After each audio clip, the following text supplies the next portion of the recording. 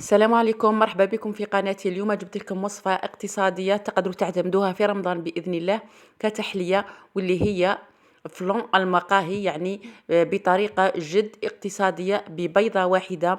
وانت محضرة وصفة تحلية عائلية، يعني ما شاء الله تقطع لك كمية حوالي 12 قطعة. يعني وصفة اقتصادية ما شاء الله ببيضة واحدة فقط بالمايزينا. الفلون تقدري ديريه، تقدري تستغني عليه، يعني هي وصفة جد اقتصادية. فوق هذا كامل لذيذة رائعة رائعة، يعني ذوقها ما شاء الله. فقط قبل ما نبداو في الوصفة نتمنى انكم تدعموني باشتراك في القناة وبإعجاب للفيديو. اذا على بركة الله نبداو. نجيبو هنايا نديرو كيكة الخمس ملاعق. نجيبو بيضة نحطو عليها رشة ملح ونحطو عليها 5 ملاعق سكر. 5 ملاعق سكر. نبداو نضربو، سواء نضربي بالميكسور هكا الكهربائي او باليدوي. هنايا ماشي شرط تطلعيها، فقط نتحصل يعني نتحصل على خليط ابيض. نتوقف انا ماشي الهدف تاعي اني نطلع الخليط، فقط بالمضرب اليدوي تقدري تخدميها. بعد ما خلطت الخليط الاول نجي نضيف 5 ملاعق زيت. اذا نضيف هنا 5 ملاعق زيت يكونوا معمرين، يعني 5 ما نزيدوش عليهم. صدقوني هذه التحلية رائعة، فلون رائع، فلون مقاهي تعتمديه كتحلية في رمضان، يعني رائع وسهل واقتصادي وكلش. بعد ما ضفنا 5 ملاعق زيت نجي نضيفو 5 ملاعق حليب. نضيفو 5 مغارف كبار تاع حليب. هنايا نزيدو نخلطوه شويه. طبعا انا الهدف دائما راني نقول لكم ما رانيش نحوس نطلع الخليط، فقط يندمجوا لي المكونات. بعد ما خلطت نجي نضيف 4 ملاعق فارينه، يعني يكونوا معمرين مليح. 4 ملاعق. نضيف هنا 4 ملاعق فارينه ونضيف عليهم. طبعا هنا الفارينه كنت غربلتها من قبل. نزيد عليهم 2 مغارف كاكاو. ونزيد عليهم نصف كيس خميرة كيميائية. خلاص انا هنا النواشف خلاص حطيتهم كيما راهم ونخلط. طبعا هنايا شوفوا الكمية تاع الفارينة نتويا تخلطي.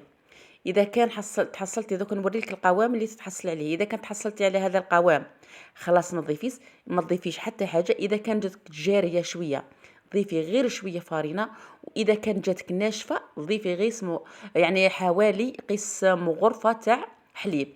انا هنايا جاتني حساب قد يعني ما ضفت لها حليب ما ضفت لها فارينه، يعني ما جاتني جاريه ما جاتني ناشفه، ما ضفت لها والو.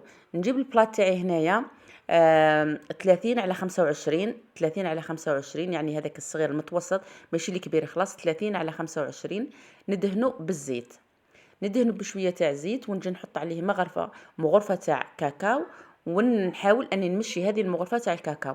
شوفوا هذه الخطوه تاع الكاكاو ماشي مهمه، ماشي شرط ديروا الكاكاو، تقدروا ديروا غير الزيت وحده، تقدروا ديروا الفارينه في بلاصه الكاكاو، وتقدروا تخلوا غير الزيت هكاك وحده، يعني ماشي شرط ديري الكاكاو، كل واحد كيف يحب يدير. نجي نفرغ الخليط تاعي. شوفوا راهم ماشي كيما شوي اقل خفيف على تاع المسكوت. شو تاع المسكوت شوي يجي ثقيل على هذا. نحاول اني نمشيه مليح مع البلاط تاعي، يعني ندير توازن في كل الاتجاهات باه ما تجينيش بلاصه عاليه وبلاصه هابطه. نسويه مليح في السنيوه تاعي.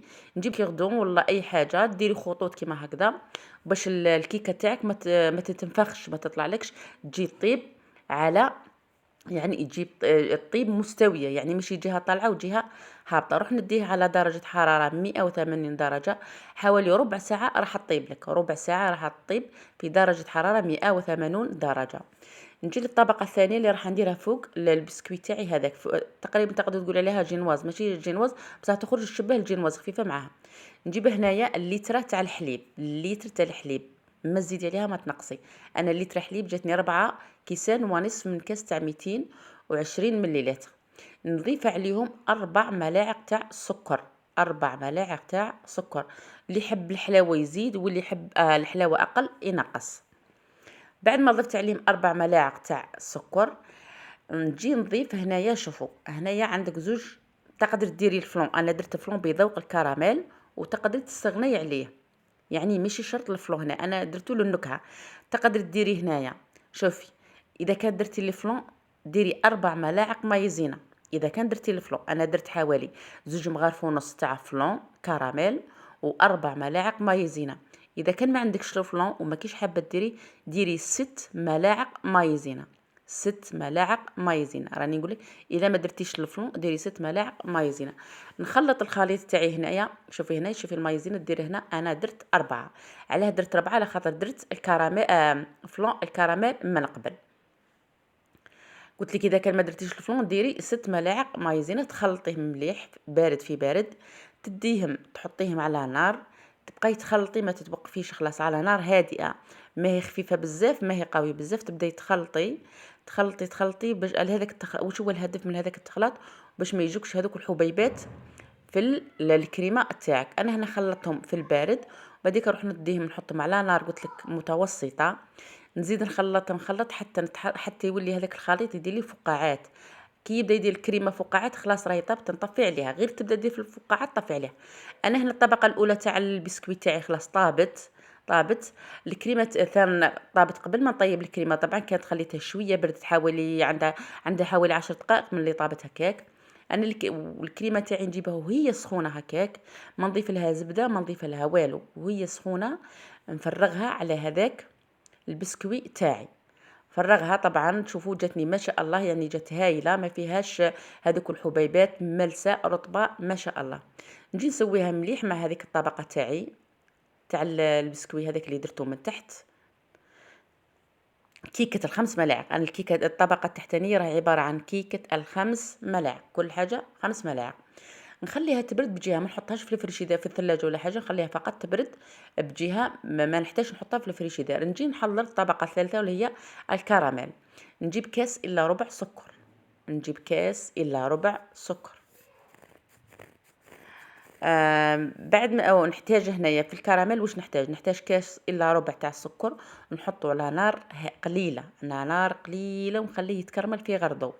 ونجيب كاس الا ربع تاع ماء، كاس الا ربع تاع ماء، نحل فيه مغرفه تاع مايزينا، نحل فيه مغرفه تاع مايزينا، نحلها مليح.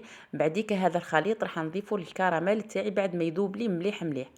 بعد ما يذوب لي الكراميل مليح راح نضيف له هذا الخليط. هذا عباره عن ديكوجيل ما كان له تشريه، هذا كان نسقمو ديكوجيل كيما هكذا، يعني ما شغل الكراميل نضيفوا له المايزينا راح تحصلي على ديكوجيل. انا هنايا السكر تاعي راهو يذوب غير في غرضو، ونخلط في نفس الوقت راني نمشي في الكاسرونه تاعي بشويه بشويه. شوفوا مازال ما مسيتوش، ما خلاص ما توشيتوش بالمغرفه حتى نشوفوا خلاص ذاب لي، باش نبدا نخلط فيه بالمغرفه باش نتاكد باللي ما فيهش حبيبات تاع السكر. لازم ما يبقى لك حتى حبيبات تاع السكر، ما كانش خاطر كون يبقى لك الحبيبات تاع السكر راهو ما ينجحلكش. كي تشوفوا هنا شوفوا الحبيبات راه مازالوا كاينين تاع السكر، راني خلطت حتى يولي ارطب. شوفوا كيفاه ذاب خلاص السكر. كي تتاكدي باللي ذاب السكر، انا حبيت نديرو هنا لونه مارو يعني بني شويه. شوفوا خليته شويه قوالي فرنا، خليته شويه. نجي نضيف مباشره الكاس تاع الماء اللي حليت فيه المغرفه تاع المايزينا، مش راح يتكرمل لك ومش حيصير حتى حاجه، خلطيه فقط. شوفي هنايا كنصيحه، اذا كان شفتي الخليط تاعك ثقيل تقدري تضيفي له حوالي 2 مغارف تاع ماء، ما تخافيش خلاص حاجه وما تصرالو. انا هنا جاني ثقيل، زدت له 2 مغارف تاع ماء وخلطت حتى تحصلت على الخليط. شوفوا اللي راني نحوس عليه، هذا هو اللي راني الكراميل اللي راني نحوس عليه. مباشره هنايا تاعي بردت، قلت لكم ما جيت نسقم نختم هذاك الكراميل حتى بردت الكريمه تاعي وتماسكت. مباشره والكراميل تاعي سخون نجي نحطه فوق الطبقه تاع الكريمه، ونحاول اني نسويه مليح على طبقه الكريمه بغير بالمغرفه. فرغته كامل وسويته مليح. هنايا لازم حطيه في الفريجيدير على الاقل ساعه قبل ما تاكلوه، قبل ما تقطعيه، على الاقل ساعه. وكل ما طول في الفريجيدير راح يكون احسن واحسن. قلت لك تحطيه حوالي ساعه قبل ما تقسميه. انا كانت هنا فات عليه حوالي ساعه ونصف، حوالي ساعه ونصف. جيت قطعته. تزيين اختياري، تحبي تحطي لوز ايفيلي، تحبي تحطي كاوكاو ايفيلي، تحبي تخليها هكاك عاديه سامبل ما عندكش ما ديريش. اي يعني التزيين وانتي واش راكي حابه، التزيين وانتي واش راكي حابه.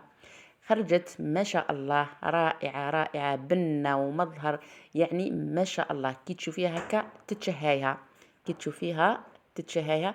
خرجت ما شاء الله صدقوني، كلاوها ولادي ما خلاو منها والو. درتها لهم مع العشيه وكليناها في السهره، يعني في الليل كليناها. نتمنى انكم تجربوها، والسلام عليكم ورحمه الله.